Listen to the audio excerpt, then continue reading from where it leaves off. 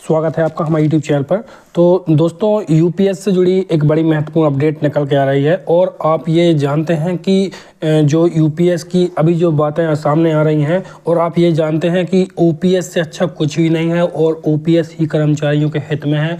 जो एनपीएस जो अभी आया था वो कर्मचारियों के हित में नहीं था और उससे भी ज़्यादा खतरनाक तो यूपीएस है। जो अब ये एनपीएस और जो यूपीएस ये दोनों ही कर्मचारियों के हित में नहीं है और जो ओपीएस है वही सबसे अच्छा है, वही कर्मचारियों के हित में है।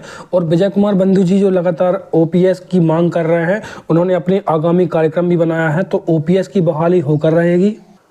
तो बिल्कुल दोस्तों, ओपीएस की बहाली होकर रहेगी और कर्मचारियों ओपीएस ही सबसे अच्छा है।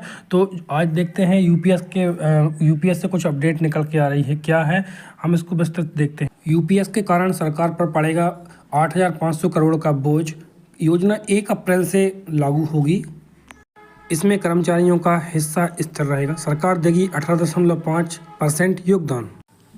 केंद्र सरकार ने अगले वित्तीय वर्ष के लिए बजट में यूनिफाइड पेंशन स्कीम यूपीएस के लिए 7,000 करोड़ रुपए का प्रावधान किया है और ज़रूरत पड़ने पर इसमें 1,500 करोड़ रुपए और जोड़ने की योजना है। बता दें कि यूपीएस 1 अप्रैल से लागू होने वाली है, जिसके तहत कर्मचारियों का योगदान 10% और बेसिक पे प्लस महंगाई भत्ता पर स्थिर रहेगा। पर सरकार का योगदान वर्तमान 14% से बढ़कर 18.5% कर दिया जाएगा। सरकार के इस फैसले का उद्देश्य उन कर्मचारियों को लाभ देना है जो पहले से ही इस अंशदायी पेंशन योजना में शामिल हैं। इसके अलावा जो कर्मचारी यूपीएस के तहत सेवानिवृत्त हो चुके हैं उन्हें भी इसका लाभ मिलेगा। तो ये बड़ी महत्वपूर्ण अपडेट निकल के आ रही है। उनके द्वारा पहले किए गए आहरण को समायोजित करने के बाद बकाया राशि का भुगतान किया जाएगा। वित्त वर्ष 21 में 14% योगदान के आधार पर केंद्र सरकार का वार्षिक खर्च 12,917 करोड़ रुपए था, जो वित्त वर्ष 24 में बढ़कर 17,297 करोड़ हो गया। यूपीएस के तहत 18.5% योगदान देने पर सरकार पर वित्तीय भार 8,500 करोड़ रुपए की वृद्धि होगी, क्योंकि वेतन में वार्षिक वृद्धि और नई भर्तियों के कारण कुल वेतन बिल बढ़ता रहेगा। नए यूपीएस में कर्मचारियों को अंतरिम राहत वेतन का 50% पेंशन के रूप में मिलेगा, बशर्ते उन्होंने न्यूनतम 25 वर्ष की सेवा पूरी की हो। तो ये जो यूपीएस में जो मिनिमम कहना चाहिए कि जो है 25 वर्ष की सेवा पूरी की होनी जरूरी है। 25 वर्ष की सेवा अनिवार्य है, पूरी होना चाहिए।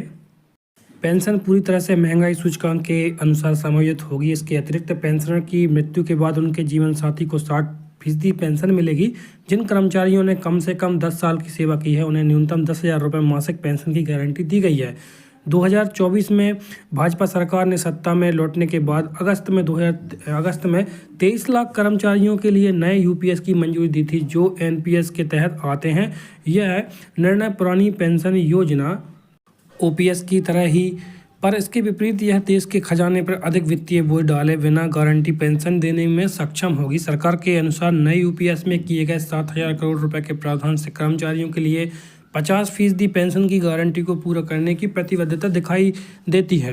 हालांकि प्रारंभिक अनुमान बताते हैं कि अगले वर्ष में 1,000 से 1,500 करोड़ रुपए की अतिरिक्त जरूरत हो सकती है। इस योजना से कर्मचारियों को बेहतर सुरक्षा मिल सकेगी।